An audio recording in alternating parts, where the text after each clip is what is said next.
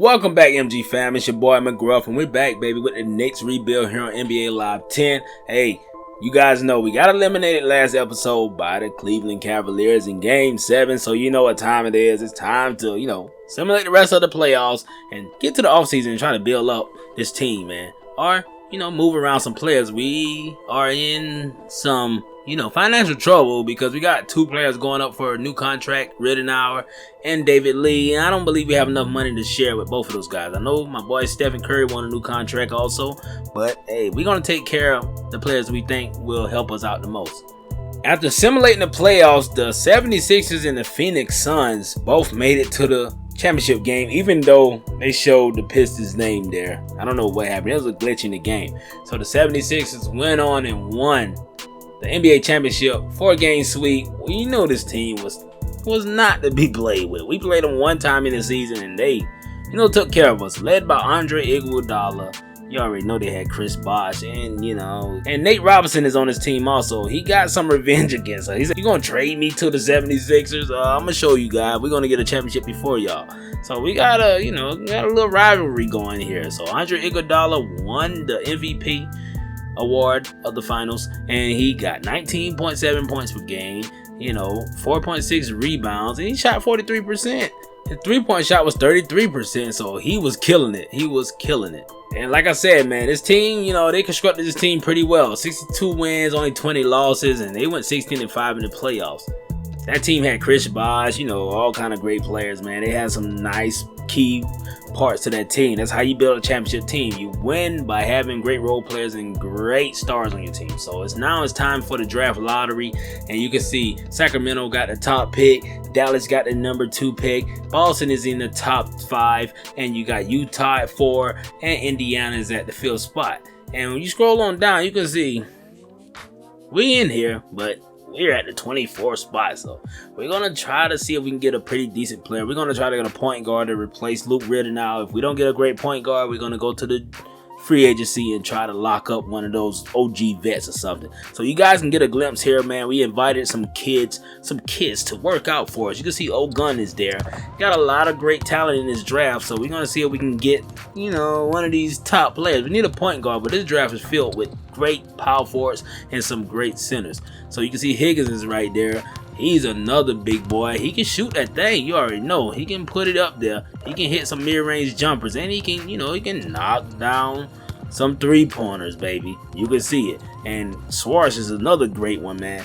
He is more of a, inside guy. He can't shoot that three. You can see there a big miss, but he can get to that rack and you already know what time it is. He flushing that thing. If you get him down bottom, give him too much room, he can drive on you and show you what's going on. So now it's time to re-sign some players, man. We're going to re-sign some players. Luke Ridenour, 74 overall. He's 31 right now. He's asking for $8.5 million. We don't have it for you. You can see right there our cap room is only 26.9. So what we're going to do, we're going to sign my boy OG Shaq. He want to come back for one more year, man. Shaq did some great things for us last year. He only want 3.52. We're going to give it to him. He's 40, so we're going to have to get some young guns behind him to help him. We have JaVale McGee right now, and we're going to try to re-sign him. JaVale McGee will help Diesel when he gets tired, but Diesel is, a wrecking ball down there. He going crazy, jamming on everybody. So we're going to lock McGee up for 2 more years. He's only 24, 7 feet tall. He preferred 9.7 for 2 years, but I believe he like us enough to give us this, discount, baby. And he does. He gives us that great discount. And you can see Luke Ridenour is out here. Still, we're not going to sign him, but my boy Stephen Curry, he's asking for $20.20 million. And if we can give it to him, I think he wants 4 years. Yeah, he wants 4 years, so that's like a $5 million a year. We'll give that to him. My boy Stephen Curry, he's for sure down there. He can knock down some baskets for some big baskets. He can lead his offense, and I believe he's going to have to step into that point guard role once again this year because we ain't going to be able to sign Luke Ridenour. With only 13.8 left right now, we're going to let him and David Lee hit the market. We're going to try to lock up, a few more players, but those two guys for sure. We can't afford y'all guys, man. We know he want 20 million over 2 years. That's 10. That would take away all the money we have, and we don't think that's a great idea. So we're gonna leave these guys out here. And Wilson Chandler, he want 2 years, 9.3 million. That's like 4 point something a year, 4.6 to be exact. And we got enough for him for that one. We're gonna give it to him. And Vladimir Radmanovich, you didn't see a lot of that guy last year. He was on the bench. He got a few burns every once in a while, but his talent is not the best. But we're going to get him in there because he could be a great reserve player for us. He's 31 right now, and he can play a small forward in the power forward position. And I believe he's a pretty good three-point shooter. So we're going to give him 2 more years with $2.4 million and lock him up because we're going to need some great role players.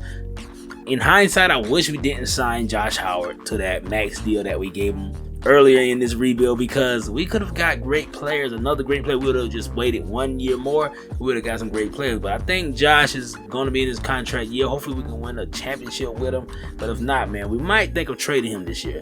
So you can see Ginobili retired from the NBA. Hey, he's played a lot of years. Ray Allen is hanging it up. Things are, moving along. A lot of great players are walking out of the league like they did in real life.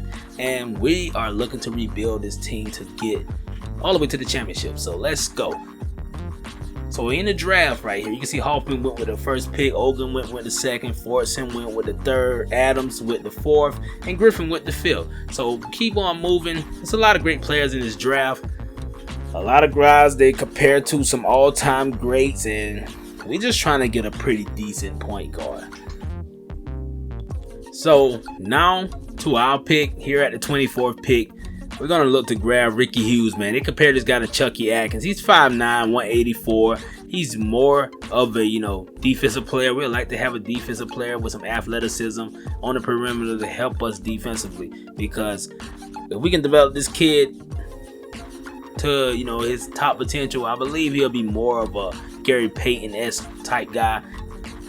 So we get back here with it in the second round. We're going to pick up Mackenzie Ward. Here, compare this guy to Eduardo Najera. I don't know how you say his name. I think it's Najera or whatever. I remember that guy. I think he played for the Dallas Mavericks or something. And we're going to put him in there. He probably won't see any playing time this year, but having a nice big man to develop is always great. So the steal of the draft is Walt Bradford. He goes to the Phoenix Suns. Phoenix Suns made it to the championship game. And they pick up a great shooting guard who they compare to Anthony Parker. He's 6'6", 201 pounds, and he come from Oklahoma State. But the Dallas Mavericks got the most NBA-ready guy in Ogun. He's got the highest potential, and he will probably see the most time on the court for any of these rookies. And you got a questionable pick always. The Memphis Grizzlies picked up Sigmund. He's a questionable pick. I believe he was picked up right before our guy. So I'm not sure where they're going with that one, but hey, we're interested to see where they go. So now we're gonna move on to free agency, baby. What we love in the NBA. The NBA loves free agency to see where players will head. So the top free agent this year is Carmelo Anthony, man. He's leaving Denver, and he had a pretty good year last year. He won the MVP, yo. Melo won the MVP, but Denver, they didn't live up to the hype in the postseason. So seeing where he will go, he has no interest in us. D-Rose has some interest in us. If we had some money, we would offer D-Rose. He's only looking for $45.9 million. I would have just cleaned the whole slate and just like, hey, go for him. So Melo eventually signed to the Boston Celtics, yo.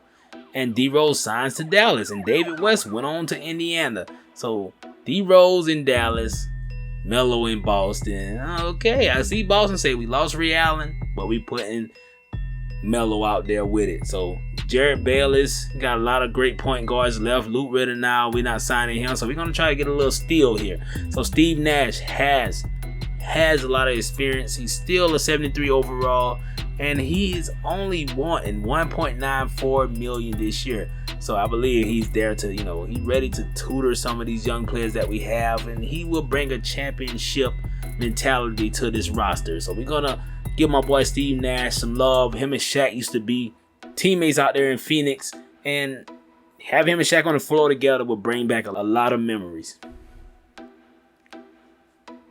So now we're gonna look to bring in a power forward, man. I believe Udonis Haslem will bring that championship mentality to the Knicks also. We need a hard-nosed, rugged player like him that plays great defense down there. Coming off the bench, he only wants $2 million for 2 years, we can afford that. So I believe he and Andre Bargnani can share time. Andre is more of a scratch forward. He's not a big defensive player. So as you guys saw there, Nene went to Dallas to team up with D Rose. You got Joakim Noah going to Philadelphia to play with Chris Bosh and all them. You got Michael Beasley heading over to Boston. So you got Melo and Michael Beasley balling out over there. If they still got KG, oh man, Boston might be a favorite this year. It might be a favorite this year. And David Lee is still on the board. Kendrick Perkins ended up going to Minnesota. And David Lee ended up going back to OKC. I'm not surprised there. And Kevin Love is still on the board. He won 8.5 for 1 year. He's not trying to sign a long-term deal right now. So he's trying to be free next year to go out there and get that max deal. So a big signing there. And our boy Luke Ridenour ended up going to Indiana. They wanted to fork over 18.56 over 4 years for that kid. So some more guys retired for the NBA. You got Mike Bibby hanging it up, man. Appreciate you, Mike. Mike had some great times in Sacramento back early in his career. And you got Antoine Jameson going on, man. He was a baller for the Wizards for a long time. So we're going to chuck it up for these guys. Great careers. Hopefully they have a great, successful career after basketball. So we got to choose our team direction now. We're contenders, baby. We ain't no scrubs, baby. We balling. And Chris Bosh is saying he's looking for another ring, man. 2 years in a row, you think the 76ers can get another ring? We're going to try to stop that. You got the Boston Celtics now, man, who built a great team once again. That guy Danny Ainge doesn't like losing a lot, man. One season losing, he'll bust the whole thing up and go get him some stars. So our starting lineup this year will look like this. Curry at point guard. Shooting guard, we got James Harden. And small forward, we got Josh Howard. And center is my boy Shaq. And the power forward will be Bargnani. Bargnani will share some time with Udonis Haslem. Shaq and McGee will do like 50-50 for us because I know the Diesel is getting older. And Steve Nash, he will come in and relieve my boy Curry. And Wilson Chandler, you guys will see a lot of him this year. And I believe this team right here has enough to get to the championship game. We just gotta get a lot better. We gotta spread the ball a little bit more. I think James Harden being the 6th man of the year, he's ready to jump back into the starting lineup. He developed very well for us. Curry is ready to take over the point guard position, and Shaq bringing that championship mentality along with that dominance down bottom. We should be okay. And Josh Howard, we need you to average at least 20 plus this year, baby. And Bargnani, what more do I gotta say? We need you knocking down 3 points. I need about 10 or 15 points from you this year, and we got to get it going. But I appreciate you guys for watching this video. Hit that like button and notification bell. Hey, and holla at your boy McGruff, baby. We out here. Let's go.